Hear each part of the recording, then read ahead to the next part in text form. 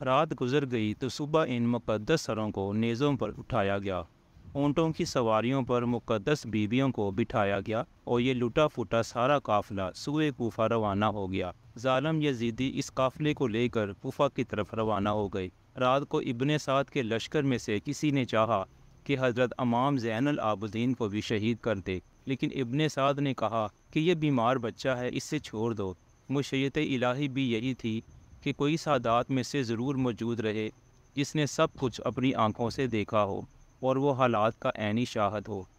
دوسرے روز لشکر یزید نے اپنی تمام لاشوں کو جمع کیا اور انہیں دفن کر کے روانگی کا اعلان کر دیا، مگر اہل بیت کی لاشوں کو دفن کرنے کی ضرورت بھی محسوس نہ کی۔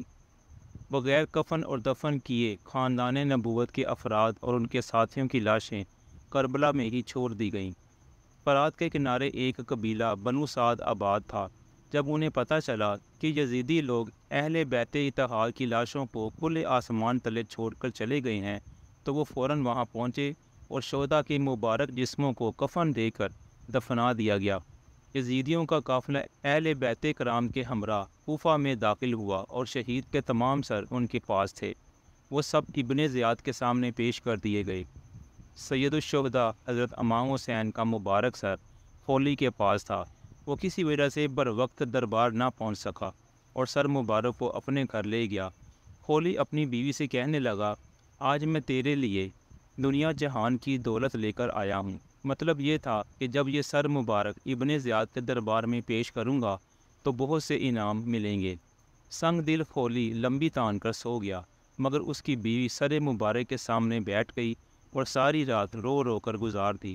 خولی کی بیوی نے دیکھا کہ آسمان سے زمین تک نور ہی نور پھیلا ہوا ہے اور سر مبارک کے گرد عجیب شکل کے نورانی پیکر طواف کر رہے ہیں۔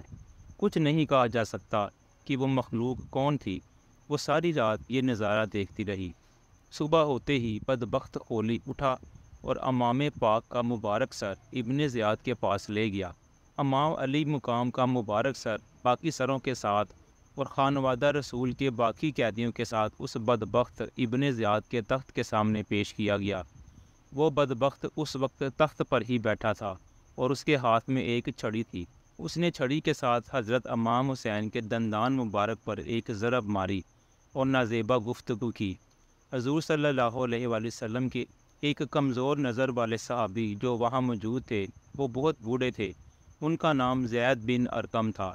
ابن زیاد کی چھڑی جب حضرت سیدنا امام حسین کے لبوں پر دیکھی تو چیخ اٹھے اور کہا، کچھ تو حیا کر، خدا کی قسم میں نے اپنی آنکھوں سے رسول اللہ صلی اللہ علیہ وآلہ وسلم کے ان لبوں کو چومتے ہوئے دیکھا ہے۔ ابن زیاد کہنے لگے، اے زید، اگر تم بوڑھے نہ ہوتے تو تمہاری گردن بھی میں ابھی اتار دیتا۔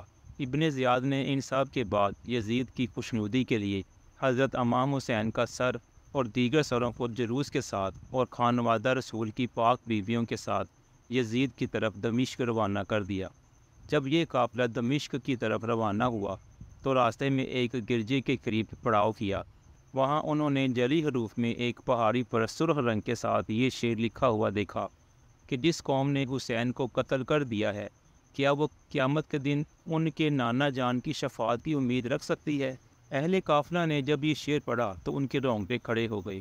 وہ یہ سمجھنے سے قاصر تھے کہ اس پہاڑی پر ایسے انداز میں یہ شعر کس نے لکھا ہے۔ ابھی وہ حیران و پریشان ہو رہے تھے کہ قریبی گرجے سے ایک پادری ان کے پاس آیا تو اہل قافلہ نے اس کی آمد کو غنیمت جانا اور اس سے پوچھا کہ یہ شعر اس پہاڑی پر کس نے لکھا ہے اور یہ کب سے لکھا ہوا ہے۔ وہ راہب کہنے لگے، یہ شعر تو یہاں ہمارے بڑوں کے زمانے سے یہاں لکھا ہوا ہے۔ راہب نے پوچھا کہ یہ نیزے پر سر کس کا ہے؟ یہ قیدی کون ہیں؟ راہب کو بتایا گیا کہ یہ سر حسین ابن علی کا ہے اور یہ بیویاں اسی مقدس خاندان کی ہیں۔ وہ راہب کانپ اٹھا۔ 10,000 دینار کے بدلے میں اس راہب نے ایک رات کے لیے اس قافلے سے سر حسین لے لیا۔ چنانچہ قافلے نے ایک رات کے لیے وہیں پر پڑاؤ کیا۔ راہب نے اپنا گھر خالی کروا کر پاک بیویوں کو وہاں ٹھہرایا اور خود مبارک سر کو ایک دھوئے ہوئے پاک تشت میں رکھ کر خود اس کے سامنے بیٹھ گیا۔ خیر یہ ایک الگ واقعہ ہے کہ کیسے اس راہب نے پاک بیویوں اور مبارک سر کی خدمت کی، جو یہاں بیان کرنا مقصود نہیں۔ صبح ہوتے ہی یہ قافلہ دوبارہ روانہ ہوا، اور جب یہ قافلہ یزید کے دربار پہنچا تو وہ پہلے سے ہی اس قافلے کا منتظر تھا۔ جب سر حسین یزید کے سامنے رکھا گیا اور وہ اپنے تخت پر بیٹھا تھا تو اس نے ایک چھڑی حضرت حسین کے ہونٹوں اور دانتوں پر مار کر کہا، تم اپنے انجام کو پہنچ چکے ہو۔ یزید نے جب نواسہ رسول صلی اللہ علیہ وآلہ وسلم کے سر مبارک کی توہین کی تو وہاں موجود حاضرین نے اعتراض کیا، جس میں قابل ذکر یحییٰ بن حکم اور صحابی رسول حضرت ابو برزہ اسلمی تھے، جن کو یزید نے اپنے محل سے نکال دیا۔ اس کے بعد دختر سیدہ کائنات حضرت زینب نے ایک تاریخ ساز خطبہ یزید کے دربار میں دیا، جس سے وہاں پر موجود لوگوں کے دل لرز اٹھے۔ یزید جب پشیمان ہوا تو اس نے قافلے کو قید میں ڈال دیا۔ قید سے رہائی کے بعد یہ قافلہ جب مدینہ پہنچا تو وہاں کے لوگوں نے چیخ و پکار کی۔ ناظرین، سید الشہداء کے مبارک سر کے بارے میں 5 روایات ملتی ہیں کہ وہ کہاں اور کس نے دفن کیا۔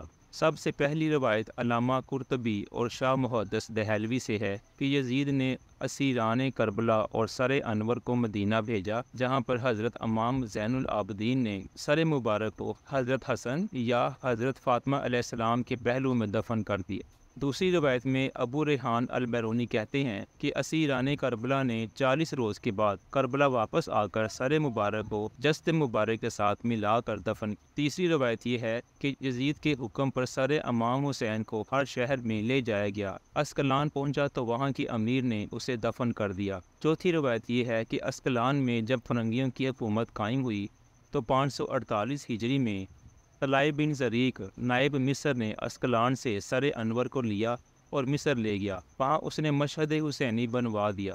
اس کے متعلق علامہ ابن ہجر فرماتے ہیں کہ سلیمان بن عبد الملک نے حضور صلی اللہ علیہ وآلہ وسلم کو خواب میں دیکھا کہ آپ اس کے ساتھ ملاطفت فرما رہے ہیں اور اس کو بشارت دے رہے ہیں۔